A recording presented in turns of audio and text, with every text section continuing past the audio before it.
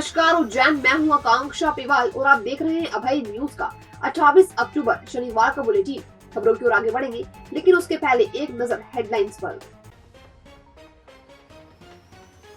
भस्म आरती में अनाधिकृत रूप से प्रवेश करवाने वाले युवक पकड़ाए। दो पक्षों में मारपीट, एक दूसरे पर लगाए आरोप। तृप्ति विहार में मोबाइल टावर लगाने का विरोध। कल आएंगे गृह मंत्री अमित शाह। वाल्मीकि जयंती पर निकली शोभा यात्रा। तो चलिए विस्तार में शुरू करते हैं खबरों का सिलसिला। श्री महाकालेश्वर मंदिर में भस्म आरती में दो युवकों द्वारा श्रद्धालुओं से मोटी राशि वसूलकर उन्हें अनाधिकृत रूप से प्रवेश दिलाने का मामला सामने है। शनिवार आज सुबह मंदिर कर्मचारियों ने दोनों युवकों को पकड़कर पुलिस के हवाले कर दिया।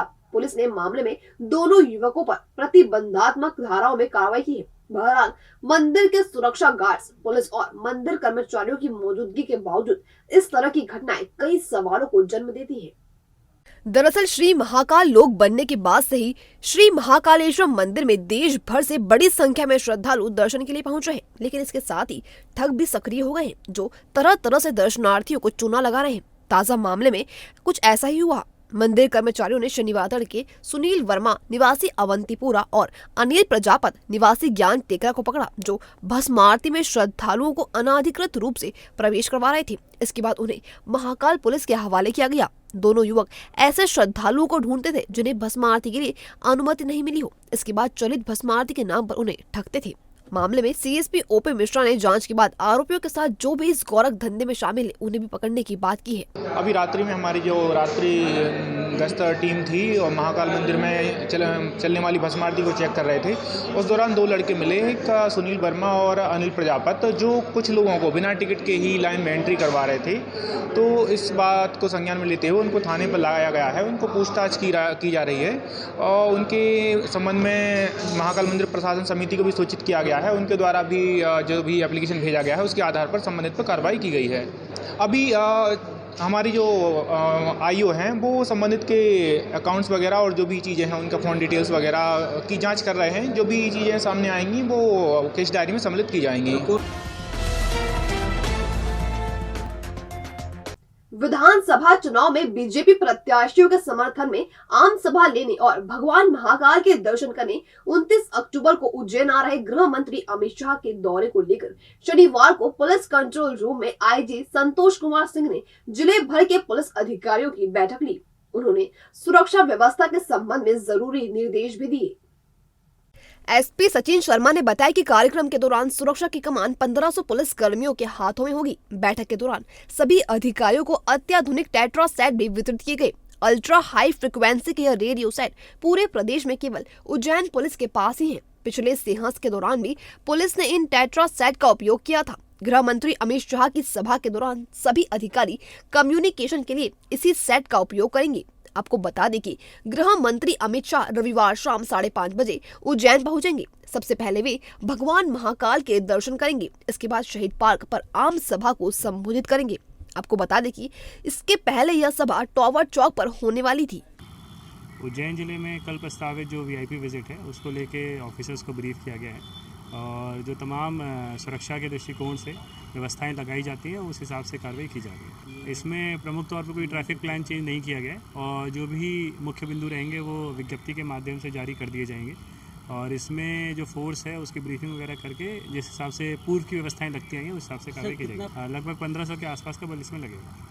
इधर देर शाम शहीद पार्क पर सभा के लिए मंच तैयार होता रहा। इस दौरान भारी पुलिस फोर्स भी मौजूद रहा, जिन्होंने सुरक्षा व्यवस्था का जायजा लिया। गृह मंत्री अमित शाह की सभा के लिए गुजरात से भी कई भाजपा नेता उज्जैन पहुंचे। इसमें अहमदाबाद के पास सानंद बावला के विधायक कनु भाई पटेल और गुजरात के पूर्व प्रदेश अध्यक्ष जीतू भाई वाघनी भी शामिल है। जीतू भाई वर्तमान में उज्जैन संभाग के प्रभारी भी है। उन्होंने भी सभा स्थल पहुंचकर जायजा लिया।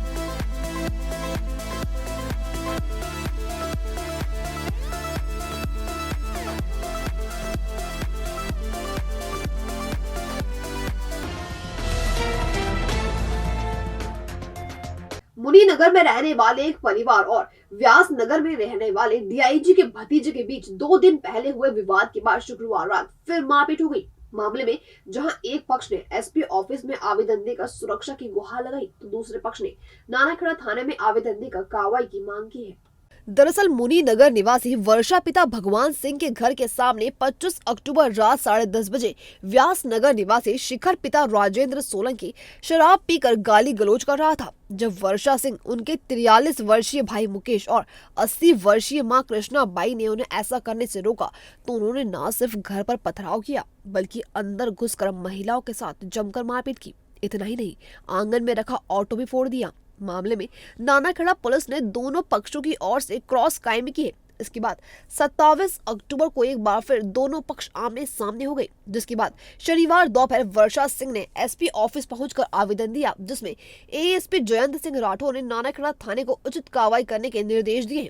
फरियादिया वर्षा सिंह ने बताया कि शिखर सोलंकी डीआईजी चंद्रशेखर सोलंकी का भतीजा है। अपने चाचा का रौब दिखाते हुए उसने पूरे क्षेत्र में आतंक मचा रखा है। उसके पिता राजेंद्र सोलंकी पटवारी हैं। जो शिखर सोलंकी है, इसके पिताजी राजेंद्र सोलंकी पटवारी हैं और इनके चाचा जो हैं डीआईजी चंद्रशेखर सोलंकी है कि उन्हीं के कारण उस शय पे हमें बहुत परेशान कर रखा है। क्या विवाद था? पूरा किस तरह का विवाद था? ये रोज दारू पीता है, गुंडागर्दी करता है, हमारे घर के सामने गालियां बकता है। जिसकी आज हमारे घर में हम 3 औरतें हैं, हम 4 औरतें, एक छोटी बच्ची हम घर छोड़ के आए हैं। हम रहते हैं अकेले घर में। हमने विवाद उठाया कि भैया नहीं करो, पीना है अपने घर आगे जाके पियो तुम।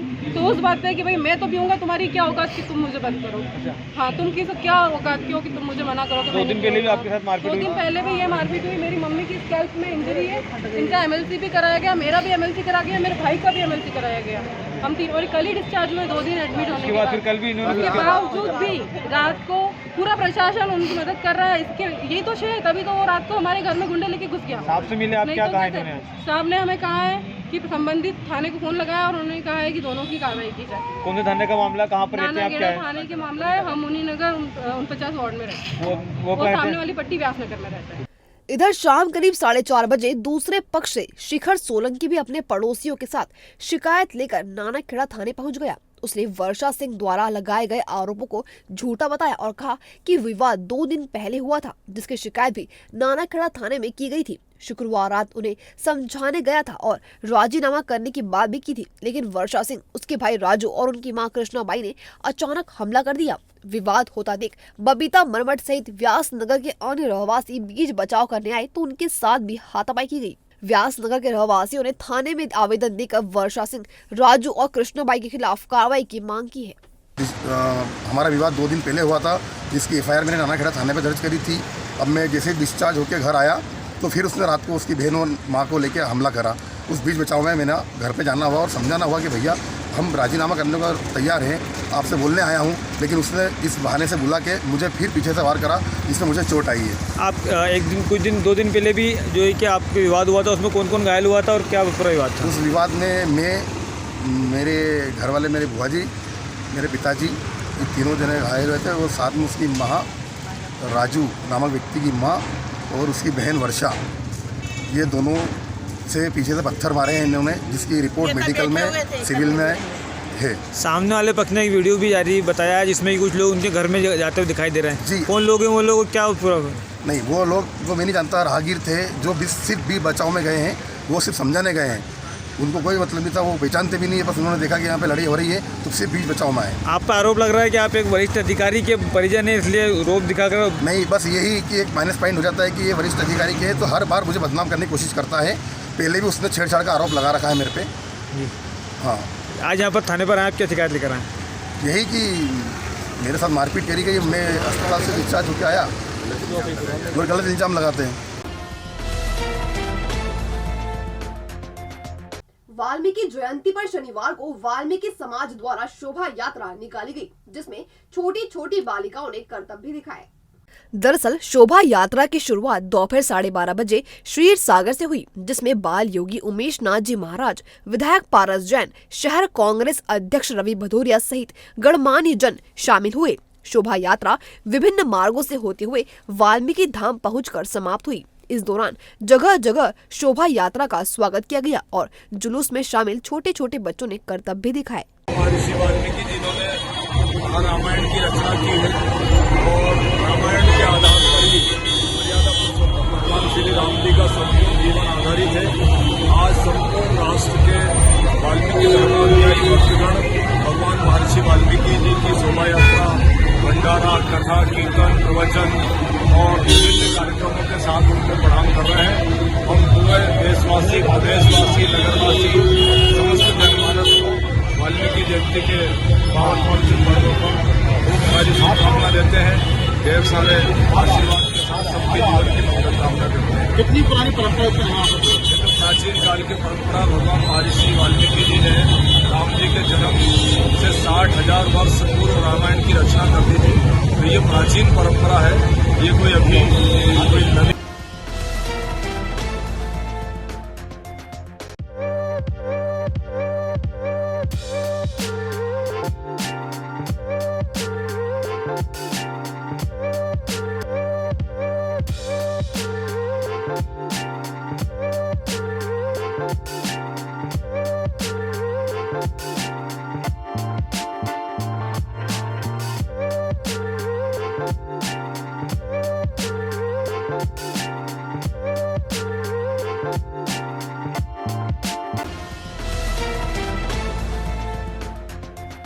इंदौर रोड स्थित तृप्ति विहार के E9 में रहने वाले नवनीत पांचाल के यहाँ मोबाइल टावर लगाने का शनिवार को आसपास के रहवासियों ने विरोध कर दिया। उनका कहना था कि इससे लोगों की सेहत पर काफी बुरा असर पड़ेगा। दरअसल रहवासियों का कहना है कि मोबाइल टावर लगने से आसपास के रहवासी बीमारियों की चपेट में आएंगे, इसलिए इसका विरोध किया जा रहा है। बावजूद इसके मकान मालिक नवनीत पांचाल कह रहा है कि मोबाइल टावर यहीं पर लगेगा। अब देखना ये है रहवासी आगे क्या रणनीति अपनाते हैं। और अब खबरें दे दनादन। भारत विकास परिषद हरसिद्धि शाखा एक निजी होटल में आयोजित कार्यक्रम में दिव्यांग बच्चों ने गरबा किया। संचालन आशु नागर ने किया। इस मौके पर प्रकाश चितोड़ा, आरती खरे, तृप्ति शर्मा, मनीषा सक्सेना आदि उपस्थित थे। मक्सी रोड स्थित महावीर एवेन्यू कॉलोनी में बाल कलाकार चौहान बंधुओं की भजन संध्या हुई। इसमें उनके द्वारा प्रस्तुत राम कथा ने सबका मन मोह लिया। संस्था सरल काव्यांजलि द्वारा आयोजित लघु कथा गोष्ठी में नोएडा से आए लघु कथाकार बलराम अग्रवाल ने लघु कथा की तकनीकियों पर चर्चा की। इस मौके पर हनुमान प्रसाद मिश्र अयोध्या, मृणाल आशुतोष समस्तीपुर, राजेंद्र नागर निरंतर, डॉक्टर संजय नागर, दिलीप जैन, मान सिंह शरद, चंद्रेश मंडलोई, डॉक्टर वीरेंद्र गुप्ता, डॉक्टर वंदना गुप्ता और आशा गंगा, श्री डोनकर आदि ने रचना पाठ किया। भविष्य की चिंता छोड़ो, पंडित गोविंद गुरु से नाता जोड़ो। ना कोई पैसा, ना कोई फीस, बस लीजिए गुरु जी का आशीष। आज ही जाने अपनी हर समस्या का समाधान। संपर्क करें 9827030415 या 9302230415। हमारा पता 8 अलगदाम कॉलोनी, सावे रोड, उज्जैन।